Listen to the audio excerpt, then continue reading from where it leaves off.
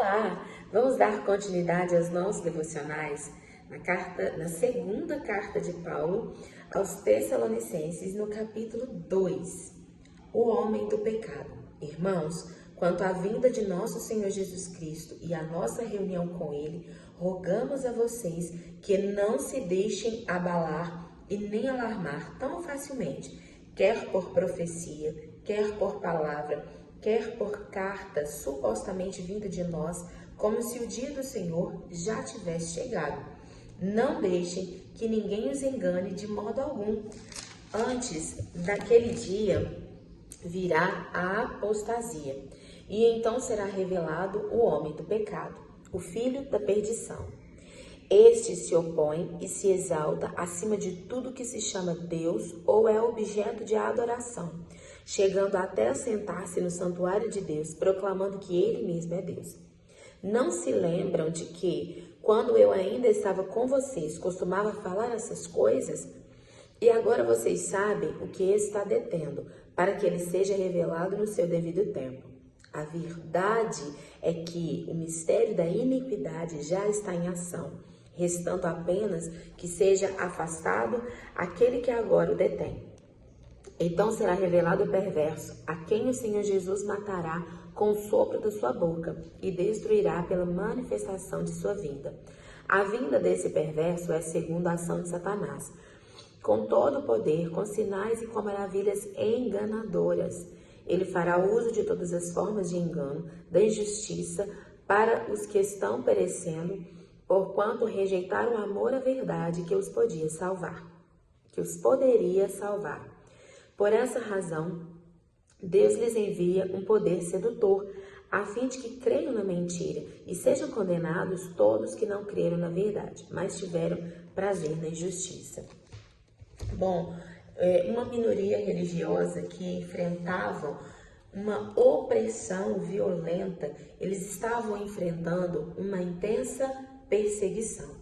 Mas Paulo lembra de que tudo isso iria passar, que a nossa esperança, sim, é o retorno de Cristo. A gente deve confiar que o retorno de Jesus nos traz esperança.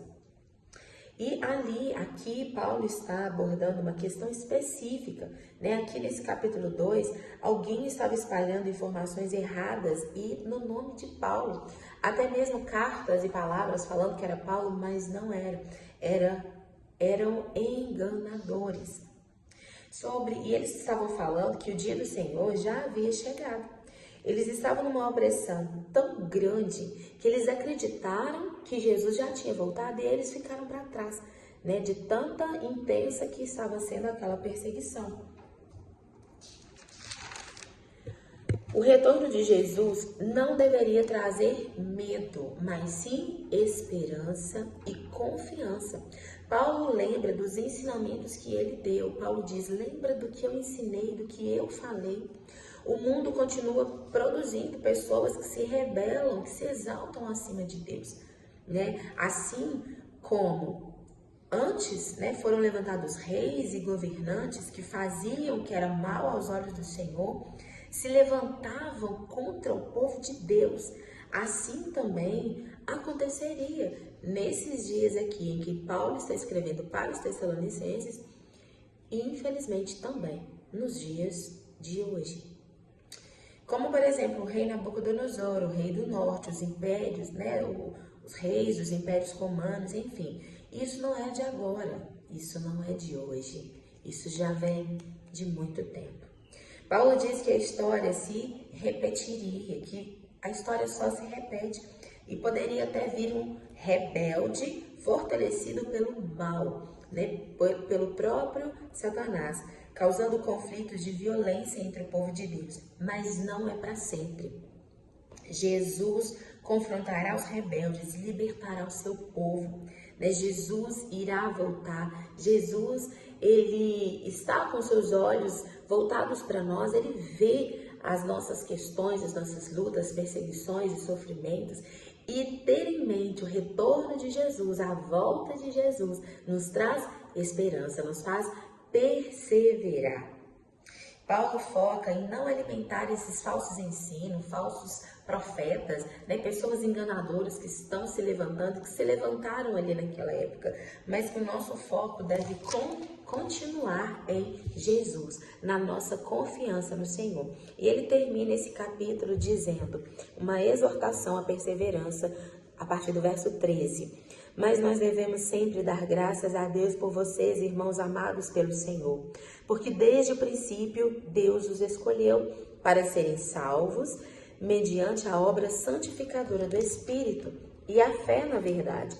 Ele os chamou para isso por meio de nosso Evangelho, a fim de tomarem posse da glória de nosso Senhor Jesus Cristo. Portanto, irmãos, permaneçam firmes. Apeguem-se às tradições que foram ensinadas a vocês, quer de viva voz, quer por carta nossa.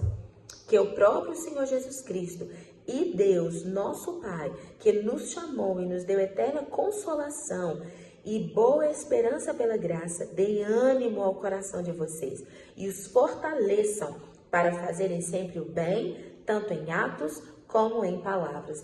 Paulo termina, fazendo uma oração, dizendo, olha, que o Senhor os console, que o Senhor os fortaleça e que nós continuamos com o nosso coração no Senhor Jesus. Que Ele nos dê ânimo para continuar e perseverar.